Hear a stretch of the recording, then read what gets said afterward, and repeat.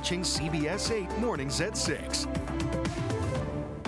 Thank you so much for being here. 6 a.m. on your Tuesday. I'm Eric Connert. And I'm Nada Irampour. Glad you're starting off your morning with us. A little interesting sight out there. Let's check in with Evan. Was it the fact that I was still half asleep or the roads are wet? It could have been both. It easily could have been both. Yeah. I want everyone to forget the summer-like conditions we had this past weekend. They are no indication of what we have in the forecast now.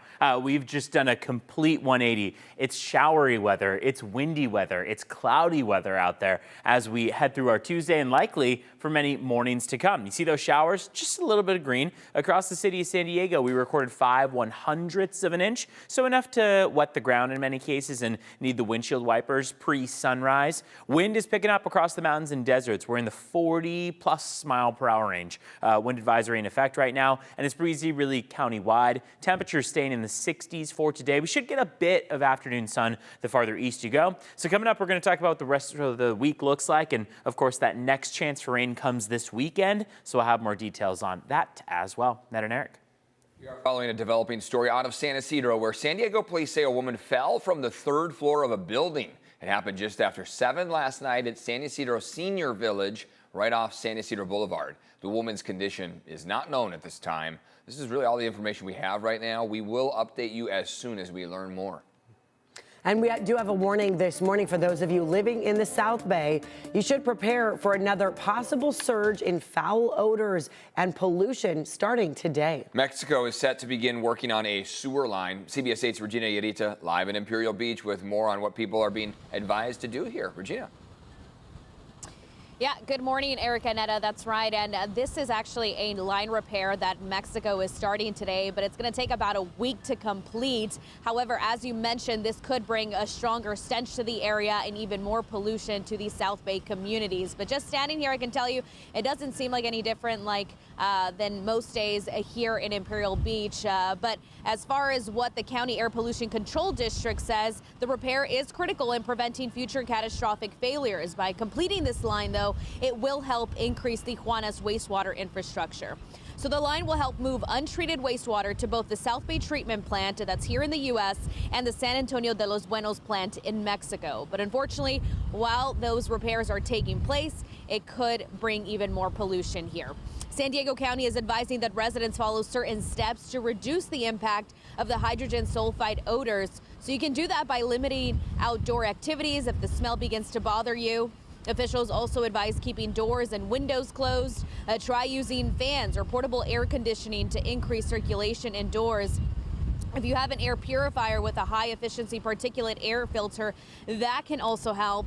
The county offers free purifiers for people in some of the affected areas. So back out here, as we know, this has definitely been a decades-long issue. But one thing that the EPA did hint just recently is that there will be or could be a more permanent solution to end the sewage flow. They're meeting with technical groups from both nations and are hoping to come together to reach an urgent agreement. For now, that's latest here in Imperial Beach. I'm Regina Yarita, CBS 8. Regina, thank you on a windy morning out there. Appreciate that live shot. This just in here, inflation has slowed to its lowest rate in 4 years. According to the Bureau of Labor Statistics, consumer prices went up 0.2% last month. The annual inflation rate was 2.3%. That's compared to 2.4% in March. The Consumer Price Index also shows that U.S. egg prices were down for the first time since October. Later this afternoon, Chula Vista City Council members plan to introduce a resolution to support Governor Newsom's lawsuit against President Trump's tariffs. They claim tariffs harm the local economy. CBS 8's Chris Groh joining us live at Chula Vista City Hall, where council members will be meeting later today about all this. Chris? Yeah, good morning. So they'll be getting together later today. We're talking about maybe 5 p.m. when normal council meeting starts. On the agenda of this resolution, though, which we should point out does not carry any legal weight to this. This would just be the city council coming together to say that the city of Chula Vista supports Governor Gavin Newsom's lawsuit against the Trump administration over tariffs. It would just be public support if that is something that they go ahead and do vote in favor of. Now, it is pretty interesting because obviously here Governor Gavin Newsom suing the Trump administration, claiming that it is Congress who has the power of the purse and the power to use tariffs and not the president, and that it is something that he is unilaterally stepping over Congress in order. We've even heard Governor Newsom call the tariffs reckless and damaging, saying that it would hurt California's economy, especially some of our port and border cities. Now, as for the city of Chula Vista here, they believe that this is going to, as if not already, impact very small businesses that rely on the Otay Mesa port of entry, as well as other imports and exports, talking about 3rd Avenue, Broadway, and that could make its way here pretty soon, the damaging impacts of those tariffs. Take a listen. Main Street is 3rd Avenue, downtown Chula Vista, and Broadway, and I'm listening to business owners saying that they are struggling to stay afloat, and the longer that this happens, the more chances that they go out of business. And so it's up to us, their elected officials, to really speak for them and stand up for them. They're counting on us. Now, we did hear from the Trump administration, who claimed that Governor Gavin Newsom's lawsuit should not be the focus of the governors, but instead the many issues that the state is currently facing. Eric and Netta. All right, Chris, thank you. A resentencing hearing is scheduled today in Los Angeles for Eric and Lyle Menendez. They are serving life sentences at Donovan Correctional Facility right here in San Diego County for the 1989 murders of their parents. Defense attorneys are hoping for reduced sentences, citing new evidence that corroborates the brothers' claims of abuse. But current LA District Attorney Nathan Hochman opposes resentencing, arguing the brothers have not accepted full responsibility. This morning, relatives of infamous Mexican drug lord El Chapo are in custody after they surrendered to the FBI at the border in San Ysidro. Mexican journalists say 17 close relatives were seeking asylum. They were attempting to cross with $70,000 in cash inside of a suitcase. We're told the group was hoping to receive legal protection in exchange for cooperation with U.S. authorities. Mexican President Claudia Sheinbaum says she has not received official information about the surrender. New this morning, a Latin Mediterranean restaurant in Claremont is back open after some customers said they got sick with salmonella. County health officials say there have been 37 probable and confirmed cases. The restaurant voluntarily closed back on May 1st while the health department conducted testing. The business says officials have not been able to determine the source of the outbreak and that they have been allowed to reopen now. Governor Gavin Newsom is ordering cities across the state to clear out homeless encampments. He unveiled a new plan, saying past efforts have not been producing good results, despite the state providing cities with billions of dollars. Here in San Diego, there are still thousands of people living on our streets. The order Governor Newsom signed gives cities and counties recommendations on how to address this issue. That includes making it illegal to construct a semi-permanent structure for shelter, and to sit, sleep, or lie on a public street that impedes passage. Not human to step over people in the sidewalks and streets. It's not human to allow people to live 3, 4, 5 years in encampments. It's not human to allow the status quo to continue.